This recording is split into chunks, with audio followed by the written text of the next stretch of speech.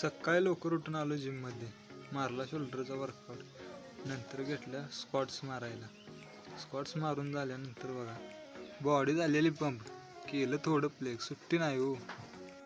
जिममधून घरी आल्यानंतर गेलो बघा गणपती कारखान्यात बेबीवाडीला. रोहितला आलेलं गाडी पळवाय, त्याला वाटलं इमानच आहे ती. गणपती बघितल्यानंतर आता आतुरता लागल्या फक्त 7 सप्टेंबरची.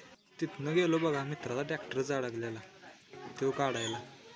तिथं जाऊन बघितलं तर कंडिशन लईच खतरनाक झालेली. एक पार्ट ओढून काढायला लागत होतं. पहिल्यांदा काढले टॉयली ओढून, नंतर ओढलं मुंडके.